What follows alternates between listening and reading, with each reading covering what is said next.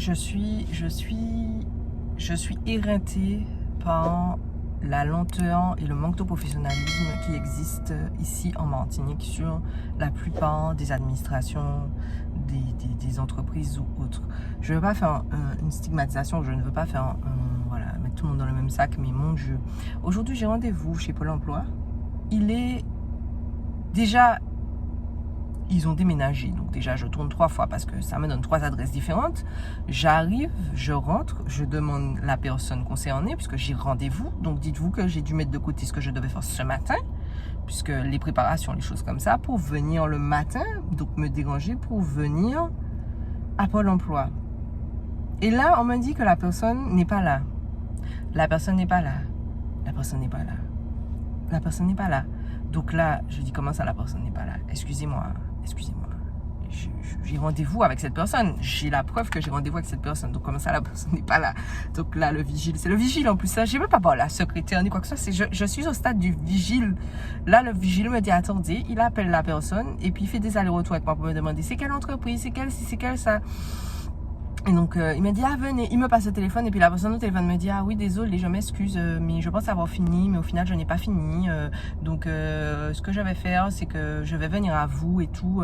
Je vais vous recontacter pour qu'on puisse remettre un rendez-vous et puis c'est moi qui vais venir à vous. Mais excuse-moi, mais qui t'a dit que j'avais ton temps en fait? Mais ça fait déjà 2 semaines que j'attends. Ça fait déjà 2 semaines que j'ai besoin d'avancer sur mes trucs, d'embaucher tout pour savoir exactement combien ça va me coûter, etc. Je te demande pas de te voir en fait. Envoie-moi juste la documentation. Enfin, je sais pas. Heureusement qu'il y a des entreprises avec lesquelles je passe et que ça se passe bien. Je n'ai jamais vu les gens en vrai. C'est dans la journée, c'est réglé. Quant à ça là, pourquoi j'ai besoin de te voir? Donc moi,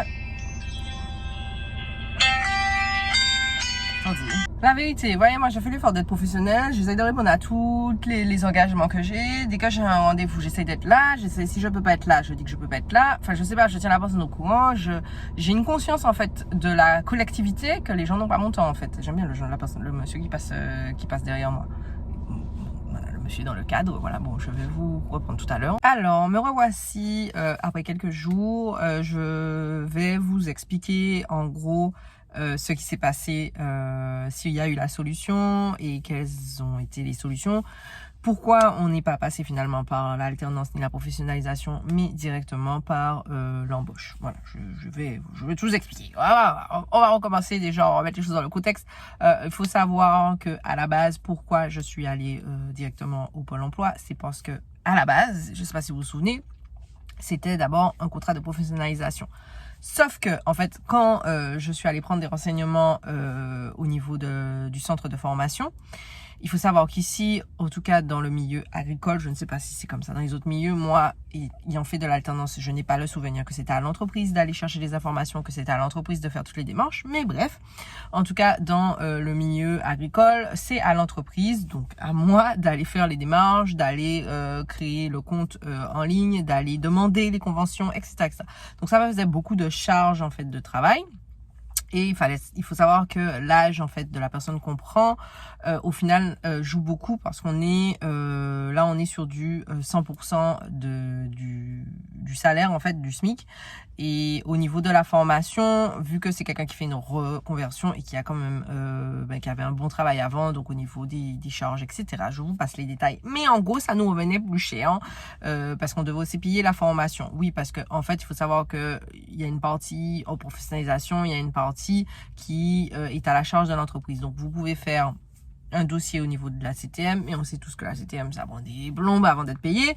Donc, voilà. Et pourquoi aussi? C'est parce que la personne qui était en charge des explications, qui était en charge de la formation, en fait, comment vous expliquer?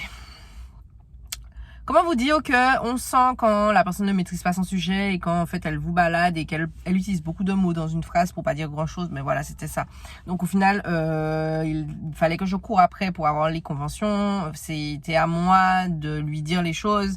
C'était à la carte, mais en même temps c'était plus à la carte. Enfin bref, c'était tout un cirque. Donc vous savez déjà, moi j'ai pas le temps.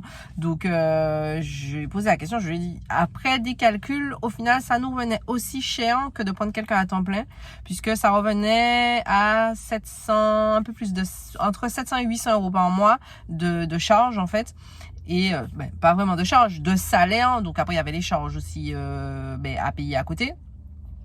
Et il fallait que j'aille faire 3 ou 4 dossiers en plus supplémentaires à la CTM pour avoir enfin les aides en fait pour venir combler. Donc au final, ça aurait été plus que 700 pour une personne qui n'est pas là tout le temps, puisque c'est le principe de l'alternance ou de la professionnalisation.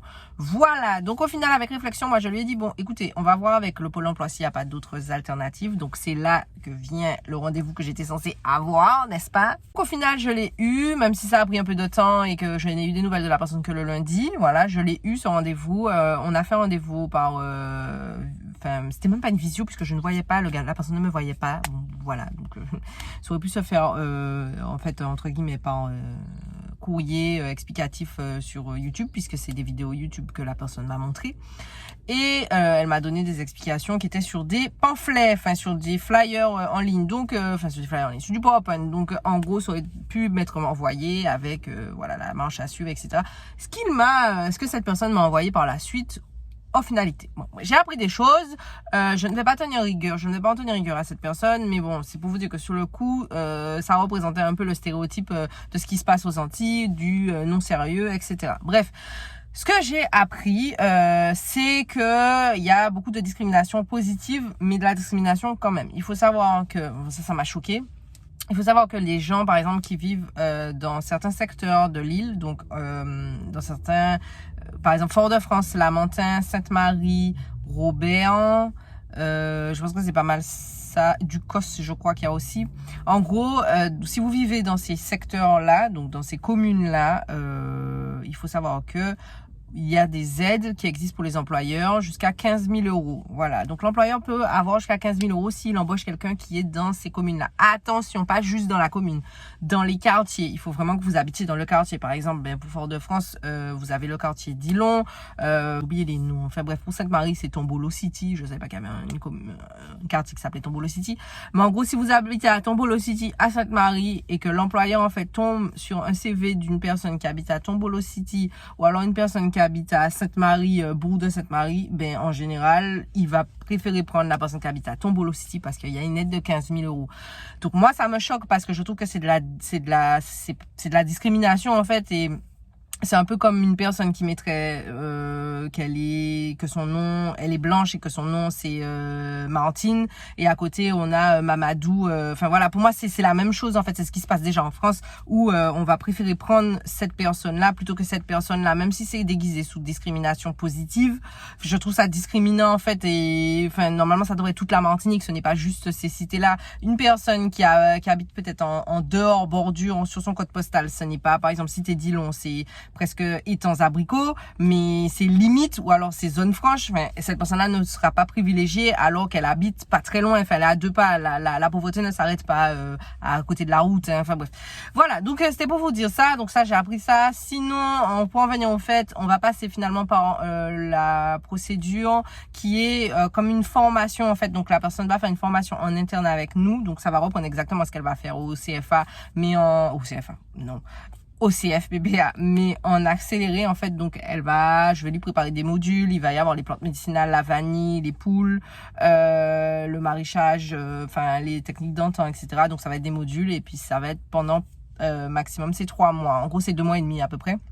Et pendant ces 2 mois et demi là, elle va apprendre, on va former, etc. Donc ça va être un peu avec mon père, un peu avec moi, et un peu avec ma mère. Et à partir de là, après ça, on va l'embaucher en temps plein en fait. Donc on va avoir un salaire supplémentaire. Donc là, je peux vous dire que je suis en train de mijoter plein de choses pour qu'on puisse avoir de l'argent qui rentre en mode voilà, pour pouvoir assumer en fait maintenant 2 salaires en temps plein. Voilà. Bref, je m'arrête là. Là n'est pas le sujet d'aujourd'hui. C'était pour vous tenir au courant un peu de ce qui s'était passé. Et voilà. Donc, si vous avez des questions, de toute façon, il faut que je vous fasse des vidéos sur l'embauche. Il faut que je vous fasse des vidéos aussi sur commencer. Tout ça là, ça s'en vient. Il faut juste que j'ai le temps. Les vidéos, des fois, sont postées, mais j'ai pas le temps. En fait, les vidéos sont déjà sur YouTube, mais j'ai pas le temps de créer le thumbnail, de poster et tout. Mais c'est là. Et c'est le temps qui me manque. Voilà, nous avons toujours une offre pour un stage au niveau marketing communication. Donc si vous êtes intéressé, vous pouvez toujours nous envoyer votre CV et lettre de motivation à lesjardinini@gmail.com.